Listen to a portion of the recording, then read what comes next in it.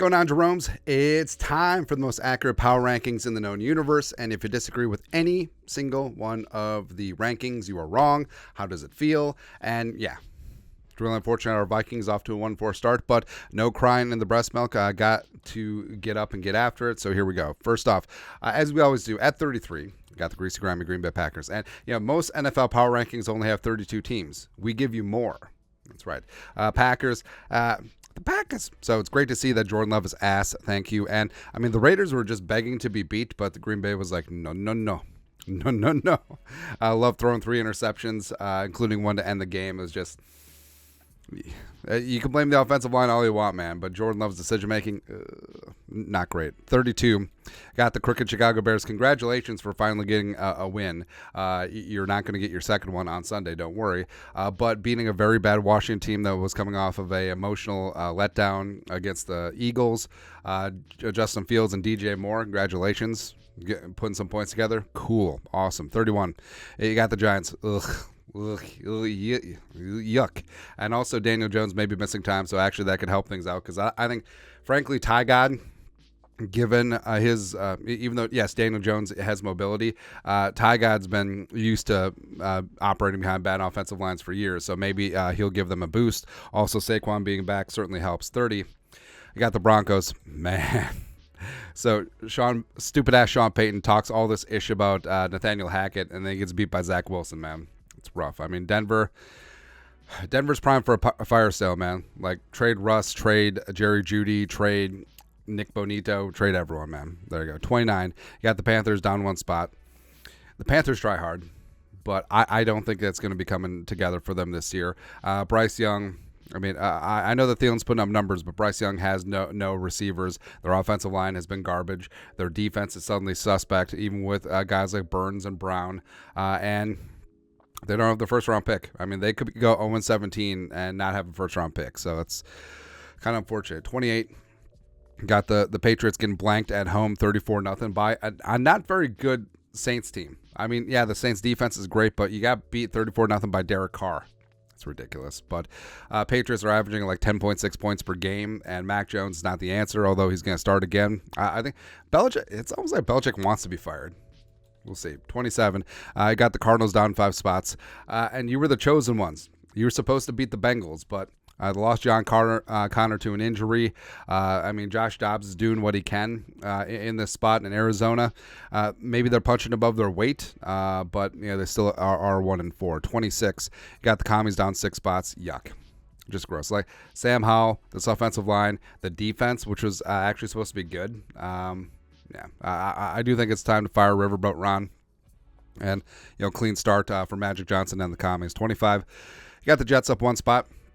Where, hey, Breece Hall is back. How's that Dalvin signing looking? But, or hell, maybe the Vikings bring Dalvin back after he gets cut by the Jets. Who knows, man? But the Jets, I mean, the defense is good to go. Zach Wilson isn't making horrifically bad mistakes outside of a couple of them. So I don't know if the Jets trade for a quarterback. I think maybe they'll just roll with Zach Wilson. We'll find out. 24 got the Falcons staying neutral at 24, outlasting the Texans at home 21-19. Young-Ho Koo, my countrymen, with the game winner. And also, look what happens when you actually throw to Kyle Pitts. Crazy stuff, man. 23. You got the Steelers staying neutral as well. Blame Canada. Hey, Matt Canada, just like, hey, your offense just threw the game-winning touchdown. Get out of here. Yeah, man. But Baltimore, what the hell? I mean, Steelers, TJ Watt, dislocating his finger as he basically like throw punches Zay Flowers, which is kind of hilarious. But Pittsburgh, I think that they still have a ton of faults, but they're still getting it done. 22, you got the Tennessee Titans down 5 spots, going into Indy and just laying up. Like, I don't trust Tannehill. Nuke Hopkins is fine. Derrick Henry is showing his age a little bit. Tajay Spears is the future. But overall, 21. Got the Browns on bye, staying neutral in this spot. Deshaun Watson may not be ready to go for the Niners game this week. So, yeah. But, hey, just give the ball to Jerome Ford. That's all we want, man. 20, Raiders up 8 spots where, I mean, the Raiders are not great for sure. But I feel like with Devontae getting into a groove, Jimmy G not being Garbaggio, and Max Crosby just single-handedly taking over games, they may have a shot. 19. Got the Colts staying neutral. Nice win at home. Unfortunately, they lose Anthony Richardson. He's on IR with that AC joint sprain on his throwing shoulder. But Gardner Minshew isn't too much of a downgrade, man. He can move this offense, and they could rack up and stack up some wins. I like that Jonathan Taylor is getting back, although Zach Moss sort of reigned the day, even though they just paid Taylor all that money. Also, Josh Downs is rising up as a receiver. Love to see that. 18. You got the Texans down 3 spots. I mean, Houston did get back Tunsil and whatnot, but in terms of getting the offensive line where it needs to be, still a couple weeks out. But I believe in Stroud. I believe in Nico Collins. Definitely believe in Tank Dell, even though he got dinged up. Will Anderson is a stud. This is a fun young team. 17. You got the Rams down 3 spots and couldn't quite hold serve on the road against Philly. And yes, I said on the road, even though they played in LA. Did you see that crowd? It was all Philly fans, man. But, dropping one here. They do get Cooper Kupp back into the fold, and we'll see what him and Puka can do. 16, you got the Bengals up 9 spots, rising like a phoenix. Oh, yeah, Jamar Chase complained about he's always open, not getting targets. Here's 3 touchdowns. Then all of a sudden, Joe Burrow's calf is looking good. The golden calf has been worshipped since Moses. But I don't know, the Bengals, I mean, they're a conundrum. Like, they either win, they have a big win here, or they beat the Rams at home, or they just get blown out.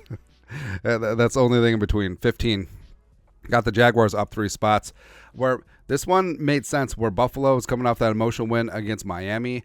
Jaguars have been in London for 2 weeks, and Jacksonville's starting to get their stuff together. I do like what they're doing with Etienne, as well as Trevor Lawrence is dropping some dimes, man.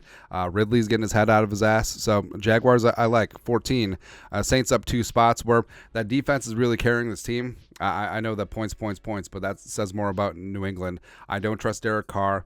Kamara is back. They get Jamal Williams back in a couple of weeks, and then go from there. 13, you got the Cowboys down 5 spots. Y'all got your asses kicked by a far superior Niners team. And the Cowboys, Dak his ass, thank you, throwing 3 interceptions. Like, I won't throw 10 interceptions, please. The defense, I mean, the defense is good, but they got exposed by the Niners, and also constantly being on short fields certainly didn't help. Offensively, I mean, Pollard is looking like a better 1B than a 1A, and CD Lamb can't get the rock. Other than that, they're really good.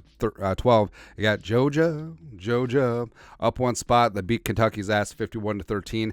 They're starting to look like the Georgia teams of old. I mean, they've been relatively unimpressive the first couple of weeks, but now it looks like they're finally starting to get into a groove. 11, you got the Chargers up 1 spot off a bye, getting some dudes healthy, and also Austin Eckler could and should return this week, so it's a big boost for the Bolts. 10, got the Buccaneers up 1 spot.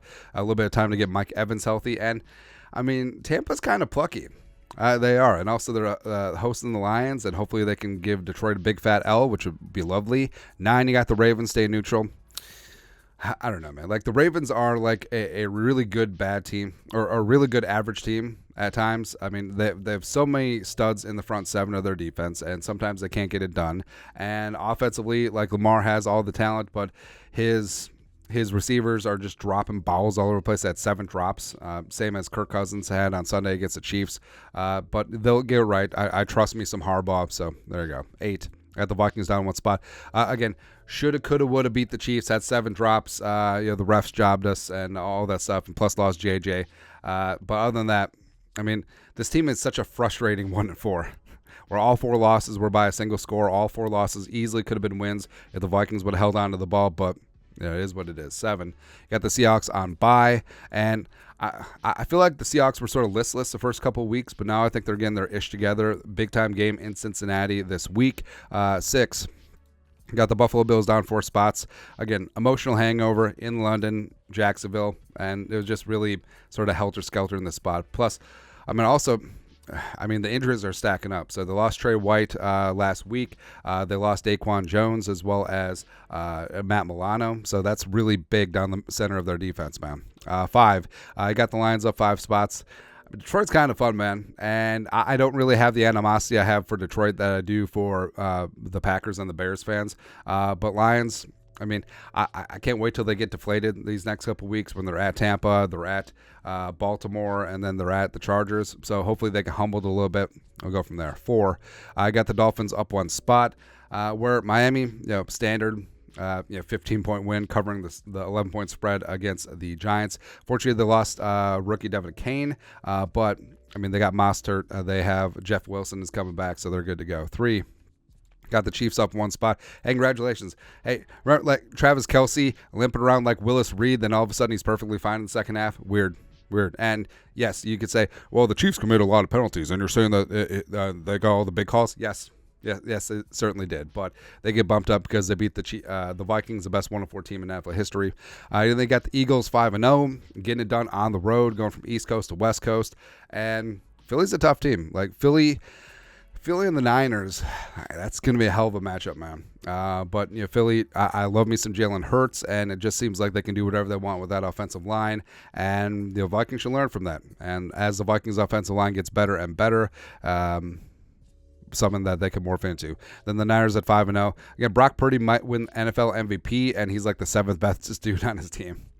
But they can hurt you in so many ways. Offensively, defensively, they're still one of the best in the league, and I think it's the Niners and Eagles seem to be on a collision course for the NFC right now. But that's it. That's at Week 6 NFL Power Rankings. Let us know your thoughts and our thoughts in the comment section below. Subscribe for daily Vikings takes. Want to support the work? Put a little something in the Venmo. But until next time, Skull Production Value.